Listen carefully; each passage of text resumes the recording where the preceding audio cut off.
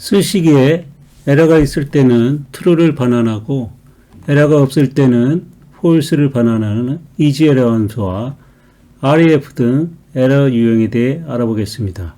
G3셀의 국영수 합계를 구해 보겠습니다. 는 sum B3, D3, F3 가로는 닫아도 되고 안 닫아도 됩니다. 엔터키를 누르겠습니다. 그리고 채우기 핸들을 더블 클릭하면 수식이 복사됩니다. 전체 합계는 는 sum B3부터 F3까지 끌면 됩니다. 그리고 엔터키를 누르고 다시 아래로 채우겠습니다.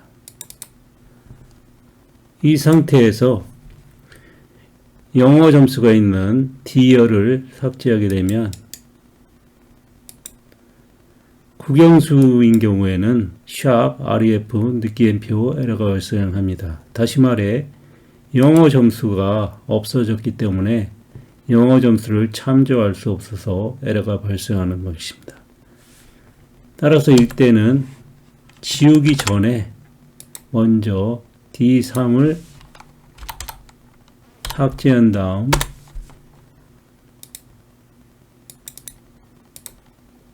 영어도 지우고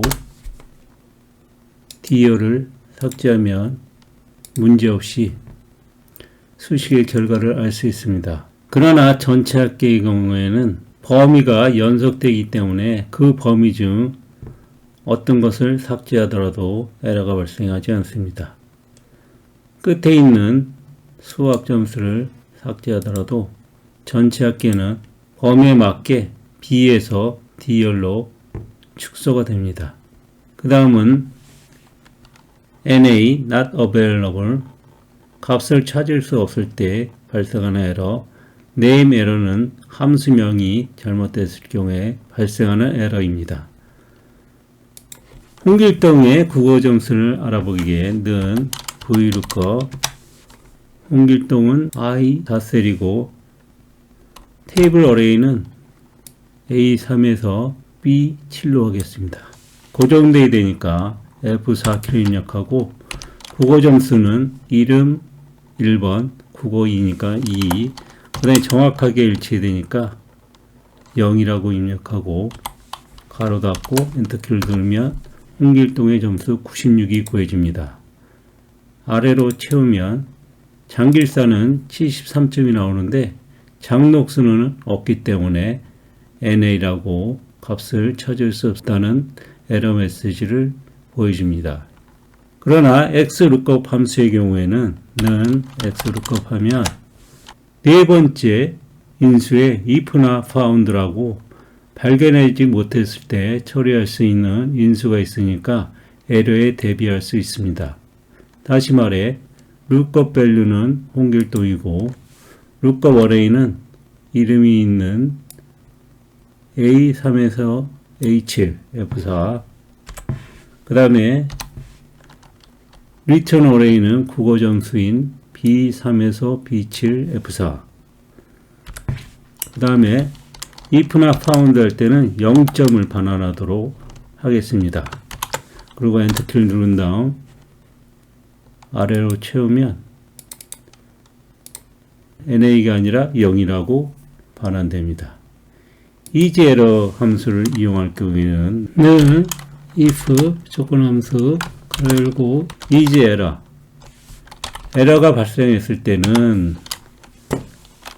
VLOOKUP 해서 홍길동을 찾는데 A3에서 B7에서 찾습니다.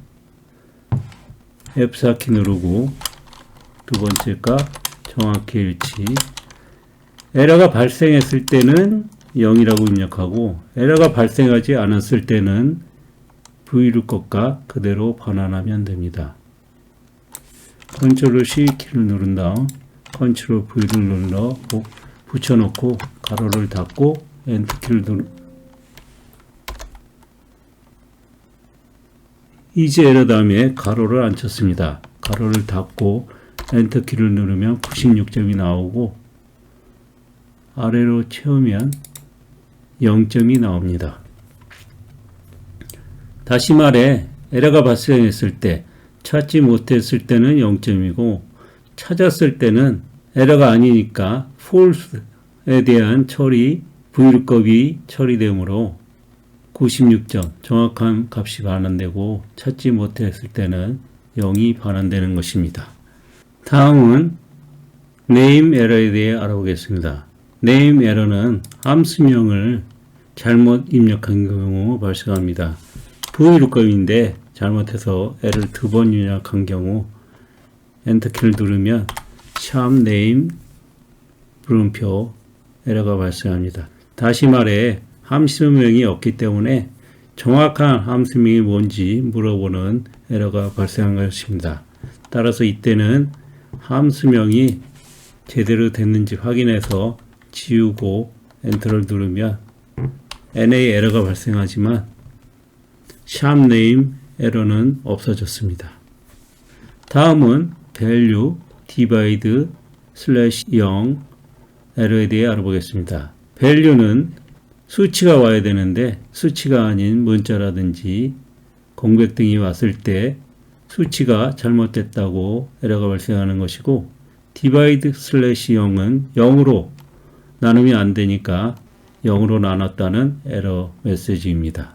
목표 대비 1.5배 목표를 달성하겠다고 정하고 수정된 목표는 는 왼쪽 화살표를 누른 다음 곱하기 J11셀 고정해야 되니까 F4키 누르고 엔터입니다.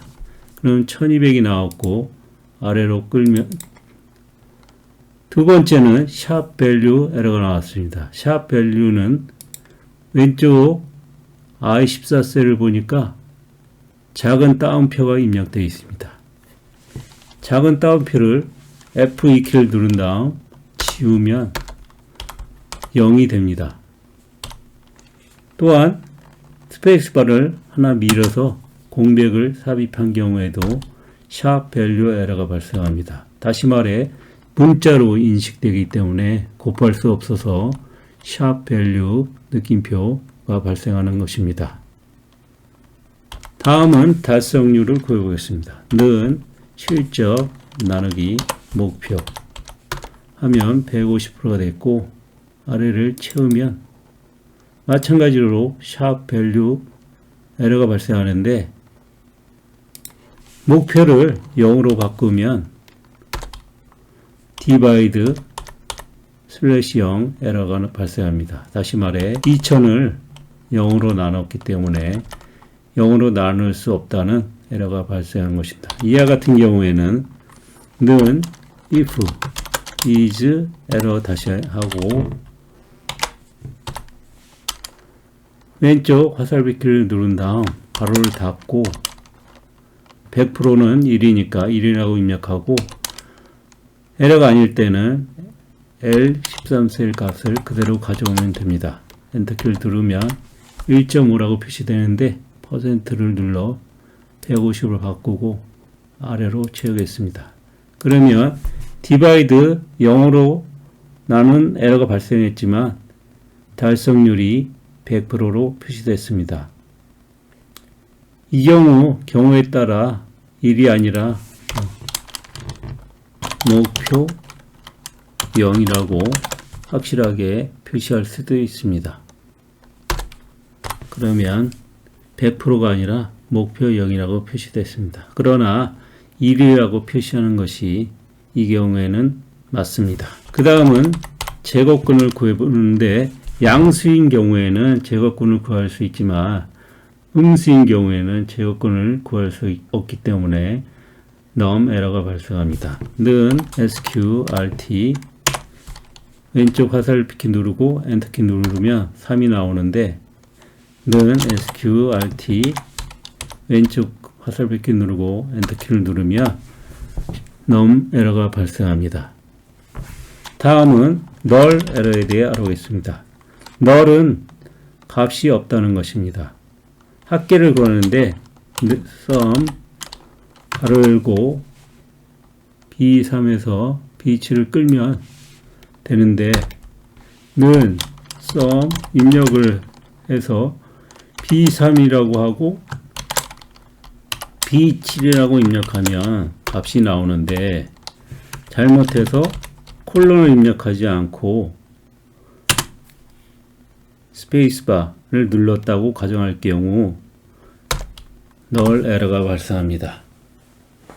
따라서 에러가 발생했을 때 처리하는 방법을 정의할 수도 있지만 수식을 제대로 입력하는 습관을 들이는 것도 매우 중요합니다. 참고로 마이크로소프트 공식 홈페이지에서는 에러 앞에 있는 샵을 파운드라고 읽고 있습니다.